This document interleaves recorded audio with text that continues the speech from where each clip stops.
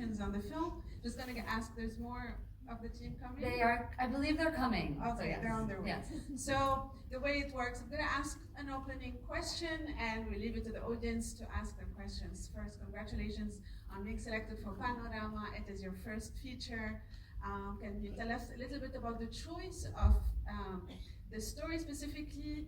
I know that it was a play, that you've written it as a play that was touring and doing really well, and you decided to put it on the big screen. If you can tell us a little bit about it. Yeah, I mean, first, just to say we're so honored to be here with the world premiere at the Berlinale and in Panorama. It's been amazing. So thank you all so much. Yeah, it's been totally incredible. Yeah, I mean, when I read the transcript, this FBI transcript, and I actually was like, I think this could be a play and a movie. Like, it just felt like a thriller to me when I stumbled upon it. And I worked on the play first because it was easier to get done, but I always thought it could exist in both mediums. And I really saw it sort of as a capsule thriller film if I got the opportunity to do that. So, yes. Oh, that's great. And how did you two start working together? At which stage? And what it meant to you to be in the film? Yeah. Hi. Thank you all. Amazing performance, I have to say, for everyone, but really, it's throughout the film. And you all look very kind. Me and Tina met when I actually auditioned for the Broadway production, but life happens and I didn't do that one. But we really connected then. I think we connected partly because I came in and I had a lot of questions about what I was reading on the page, and it was very exciting to me. For an actor, it's like a privilege to be able to get to do text, which is so close to the way we speak, you know. And so yeah, it was exciting. And when she said she was doing the film, I was like, yes. With a lot of close-ups, so there's no way for you to run away from that. No, there's no running. Wondering whether you felt like anything from the stage production got lost, or whether the screen version actually managed to capture something that wasn't possible. Yeah, I think I really thought of them as such separate entities. Like, once I had the space and time to write the screenplay, the play really fell away. And really what the film was, I got to fill out the world I'd always wanted to fill out.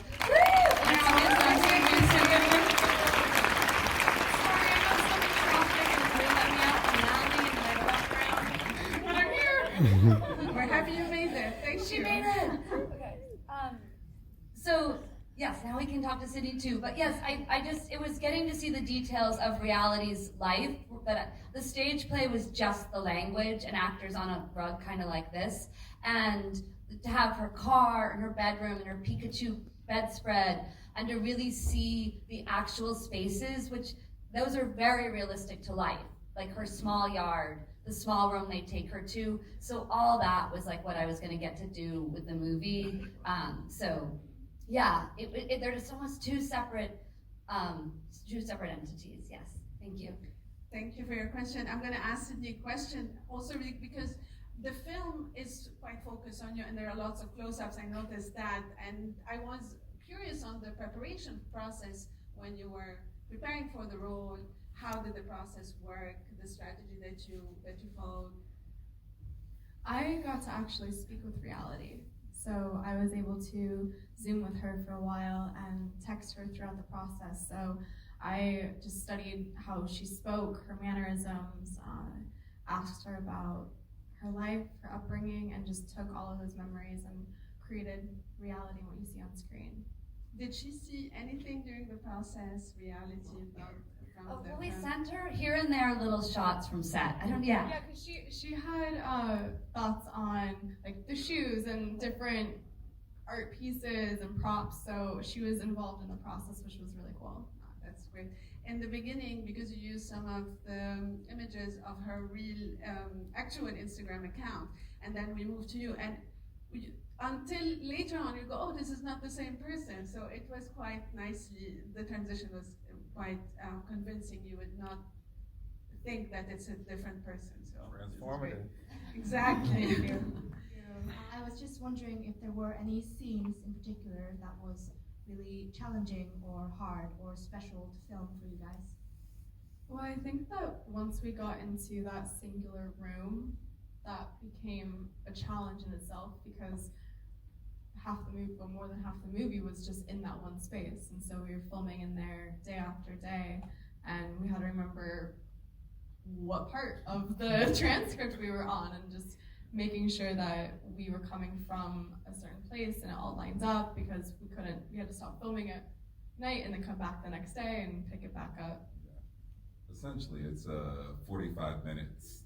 It's an event that happens in 45 minutes, but we shot it over 4 days. And so it gets a bit like a bit of a mind combobulation. But I think what's great is that we all had each other.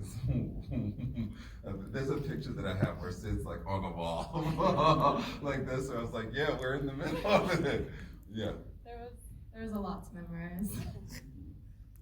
And Yeah, I think Sydney nailed it. The stuff in the room, because of like literally having to make that move in the room, and I think to your question too, that held some of the big emotional reveals that, you know, when she finally says folded in half in her pantyhose, you know, that was one we talked a lot about and having sort of variations on.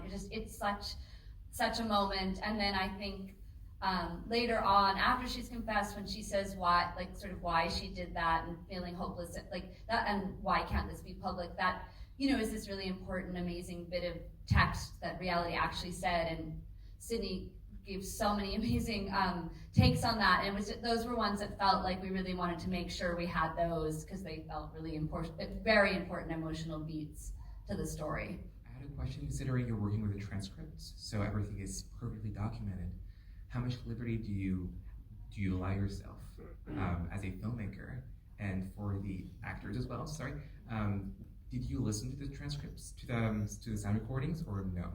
We've never heard the sound recordings, so we were working just from the transcript.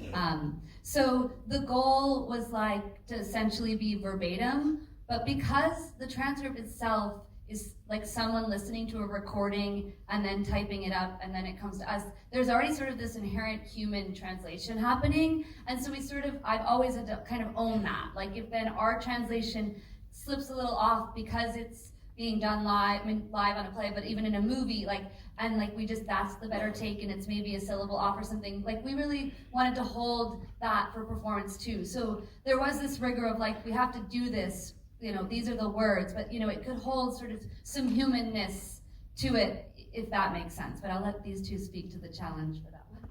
No, you'll even notice whenever Josh's character coughs, like the cough was actually in the transcript, and he was honoring the transcript, which is amazing as an actor to be able to pull something like that off. And so every and every word we said came from what was written on the page, and we went with it. Script, you said that you are in contact with Reality Winner, which is really interesting. Did you have input from Reality Winner that you put into the movie that wasn't in the transcript? Because in the beginning of the movie you said that most of the movie is translated directly from the transcript, so it would interest me if Reality personally said things to you or gave you information that you put in the movie that was not in the transcript.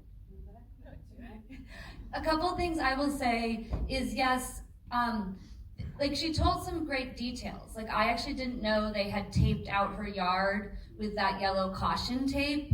And she said it was really ridiculous because it just felt like there was no reason to, and they made this big performance of taping out her yard. So that was really great detail for us. She also told us that, you know, there's 11 men ultimately came to her house, 11 armed men from the FBI, and that many of them wore these bright colored shirts and they looked like they had just come from the golf course. So that was amazing detail. And so we got, like, cause it, you know, it's a pretty limited palette in a certain way. And so that was really fun to know we could like honor, like go into more details, like some dudes in a turquoise short or bright yellow. So it was really kind of great details like that here and there she would share with us when I would ask her about specific parts that if she would remember to tell us it felt really cool to find a way to get it into the movie. So. I had a question about the Nausicaa of the Valley of the Wind stickers throughout the movie. Was that something like that reality reality told you about? Or I haven't seen the play, so maybe it has to do with play, but yeah.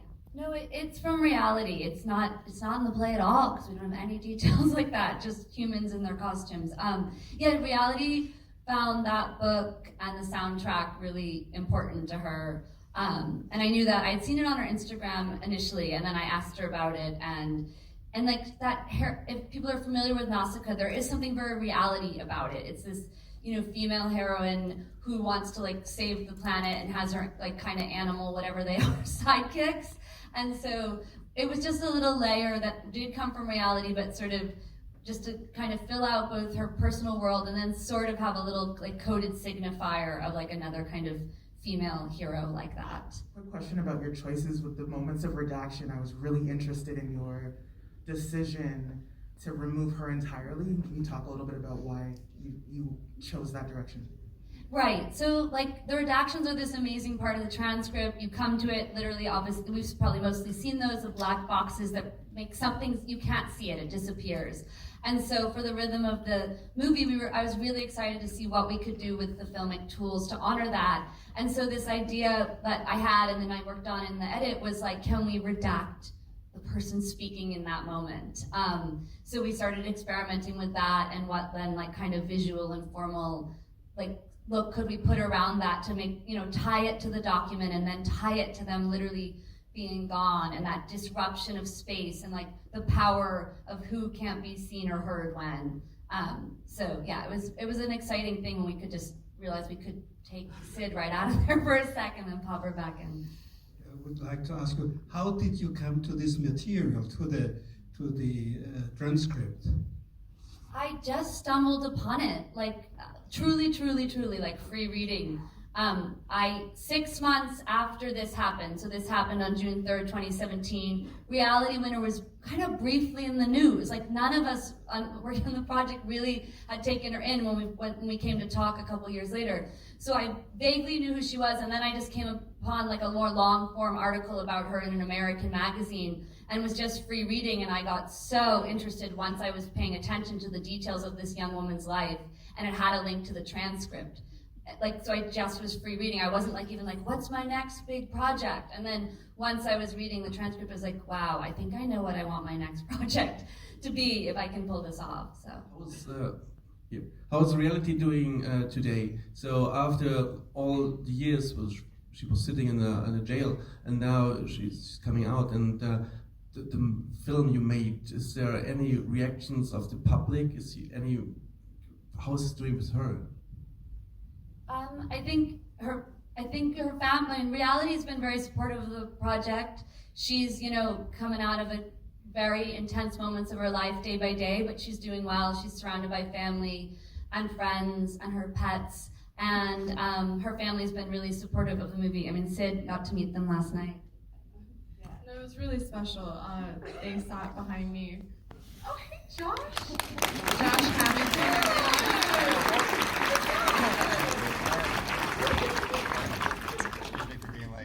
A bit early. Yeah, I shook up, okay. Time change, it's hard. Yeah. It's hard.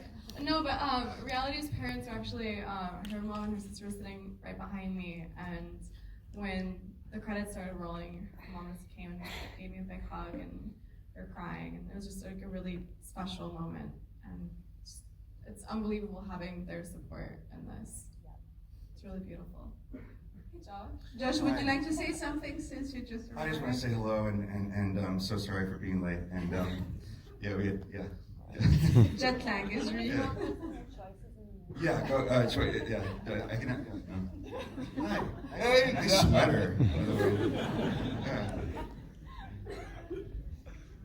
So, Josh, we're taking questions from the audience. Sure. So who wants to ask a question to Josh since he's here and we may not have a lot of time? Let's take advantage of his presence. So the next question has to be. Okay, sorry, it's not a question for Josh specifically. But it's a fantastic film and fantastic performances from everybody, including Josh. And I have a question about a very small moment at the beginning when reality gets photographed against the wall of a house. And you show a photo of the real reality, and she stood in another way, like with her feet up against the wall, one foot up against the wall. And I was wondering whether this was more about the actor's freedom, or whether that was more about showing that a film can never be like really reality. We did a long take of that, and the FBI agent was taking multiple pictures during the take, and so reality was just like moving around, so the different shot that they grabbed just wasn't the exact picture that they took. Yeah, and to tag on to, I think, the latter thing that you said, it was exactly sort of that. Like, we were gonna make this version that we could based on the transcript, but we always wanted to own that there was a real reality, and sort of some of that like great slipperiness between exactly what she was doing and then what Sid and all of them so beautifully like recreated and made their own is something I was interested in. Like, that it's not exactly there, but there is this space between what happened and then our engagement with it filmically. Did you have any negative reactions in the public of the US after your theater thing? Or, I mean, as far as I understand, this movie hasn't been shown in the US up to now? The movie's not been shown yet, and no, I mean, there are people who may not have liked the play as a piece of art, which is fine, but it had a very, very positive response. I mean, it overall, sort of critically, and then, no, I think despite some of the things in America, people are still very open to like art having its place to make what you need to make, and so in general, there was not some strange backlash against it. I think people were very interested in seeing this verbatim thing sort of presented very directly, and then, of course, it's got some different aesthetics in the movie, and because we have visual language and close-ups and all that, but I think we've really set out to do the same thing. Like, here's the first word, here's the last word of something, and not, by showing it, it was an actual document, we're just bringing it to life. If he wants to answer. So I was very impressed by the whole thing, but I was really impressed by something, maybe it'll seem silly. How did you get the snail to mirror the emotional, I understand training a dog or a cat or working with actors, but I was seriously, was it a real snail? Yeah. It's a real snail. The script called for reality to like look over and look at an insect, and sort of have the insect get really large. And again, I have to call out our incredible director of photography, Paul Yee, who's not here with us unfortunately, but he got really obsessed with the animals that could be used in that moment, and he got very into snail wrangling where we were shooting. There was a lot of snails living in the backyard. They were all treated very well. I think that one was named Penelope or something. They all ended up being named Penelope. But then Paul on his own would set up and shoot those. Like, he'd steal minutes because outside of our very packed shooting schedule. And that snail just really delivered. It is on the quality of these three actors here with you today.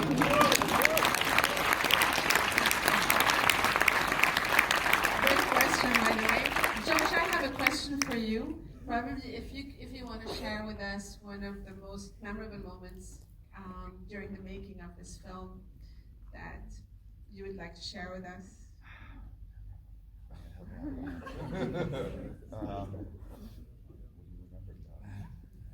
It's all a blur. It was all a dream. It's all a dream. What do I remember? I just remember that sort of, the fever dream. You guys talk about just what it was like to shoot in the room for like that whole. You already talked about. It was a 16-day shoot. It was a very fast shoot. There was, I remember trying to shoot outside in Staten Island. In the exterior of the house was in Staten Island. And for some reason, it looks like a quiet little corner. It was like the noisiest block in Staten Island. And we could not get through a take without like ice cream trucks and police cars and things that we never. FBI school buses and right across the street. Yeah. Oh, I remember we saw while we were shooting. We saw the police chase a bunch of guys and tackle them and arrest them on the thing. We were like, wait, we're like, turn the cameras over there. Like, it was all this, yeah, that was exciting. I mean, not for the person who's getting arrested. Well, thank you so much. Thank you. Is there anything that you would like to add before we close the Q&A? No, just thank you guys so much for watching this film and hopefully enjoying it, because this was such an amazing process, and working with this group was truly a dream. So thank you guys so much. Thank you. Thank you for being here with us. This amazing time. Thank you for supporting the. Hey, this is Eric from IONCINEMA.com. If you want to support us, subscribe below.